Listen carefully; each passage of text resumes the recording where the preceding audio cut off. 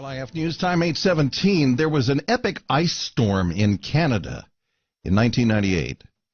And from that storm, there is the story of DNA of kids who were born around that time. This is really an interesting thing. The Public Library of Science 1 finds that women who were stressed during that storm gave birth to kids whose immune cells have signs of their mother's troubles. Really? With us to talk about stress and how it may affect children is Dr. Richard Lee, professor of medicine at Stanford University School of Medicine. Good morning, doctor. Good morning. So this is very intriguing. So are kids' personalities affected by this, or is it just their DNA? Well, it affects the expression of their DNA. I guess now we can say we can blame our parents even before we're born. Oh, great. What happened is they measured levels of stress molecules from the adrenal glands called glucocorticoids that moms produce, or every human produces under stress. And they found that with higher levels of these, they would cross into the placenta and affect even the DNA, not change the DNA, but change the expression of the DNA in these children.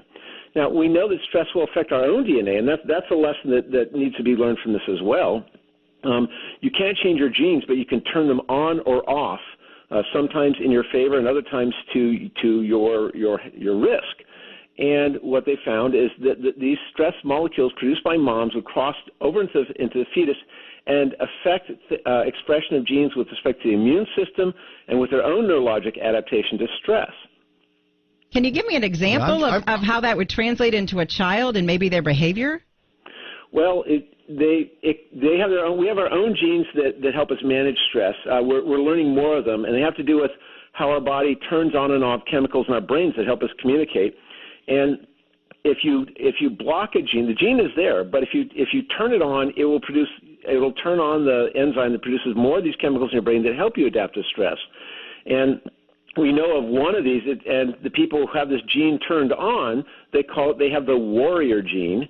If they have this gene turned off, they call it the worrier gene. And these genes are there. They're just whether your body has decided to activate them or not. And this activation has been passed from mother to child. So a kid may have a worse trouble with anxiety or in some cases a better way of adapting to it. Wow.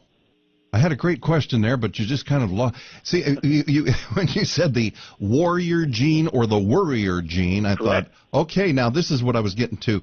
I was going to ask you about our fight or flight instincts. Yep. I suppose that's all involved in these Yes, enzymes and everything. Yeah. So, where on the face of it sounds like this would not be a good thing for children to inherit. On the other hand, maybe there is a positive aspect to it. Well, there can be. In cases where, an example where there are societies or populations under a great deal of stress from, say, starvation, what will happen is that it may do something to change the children's metabolism so it's much lower and they can survive with much less food.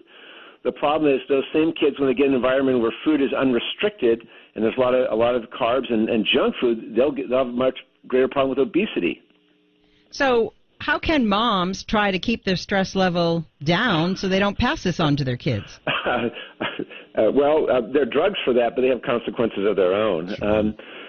Basically, there's not much you can do about an ice storm, and all the best thing you can do is try and quote-unquote relax, find ways of not dwelling on things you can't change, all the things that we're supposed to do anyway. And remember, not only will these affect the activation or the activity of the genes of your kids, it affects your own immune system and your own adaptation to behavior as well. So it works for both you. It works for the children. And I guess the best thing you do is turn on a song that says, "Don't worry, be happy," and keep playing it. So we're talking with Dr. Richard Lee, professor of medicine at Stanford University School of Medicine, talking about this fascinating determination that a pregnant mother's stress level can have an effect on the DNA of the fetus.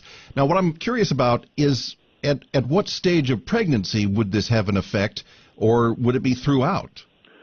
Well, most likely, it has to be later on in pregnancy because, at least according to the study, it was stress chemicals that would cross the placenta. So, probably in the first 10 weeks, there's not much going on there. But as the pregnancy goes on, there's more and more leakage of proteins and smaller molecules. Obviously, the nutrients get across the placenta, so the more the fetus relies upon that, the more these molecules will come across. So this may be one linkages between stress, premature birth, and other issues with the children. Oh, we also know that if a mom is under stress and if they're about to have a baby early, if you give them steroids, it improves a child's chances of adapting to the stress of early birth in terms of breathing and other things.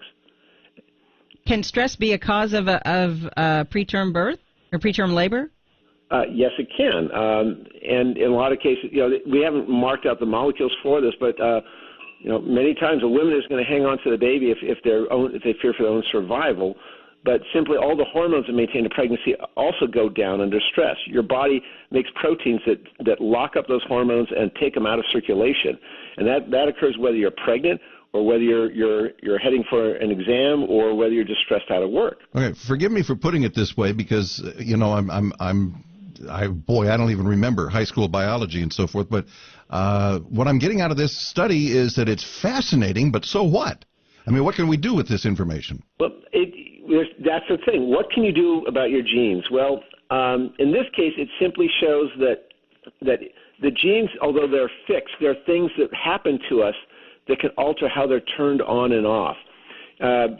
Most of the stuff is found out after the fact.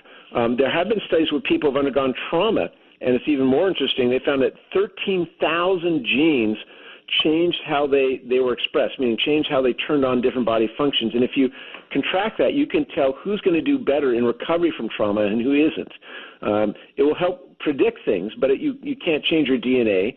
And maybe you can find ways to turn genes on and off. In fact, we're beginning to learn to do that. Certain foods can do that. Hormones definitely do that. Wow, fascinating stuff. Thanks, Professor. We appreciate you joining us. You're welcome. My pleasure. Dr. Richard Lee, Professor of Medicine at Stanford University School of Medicine.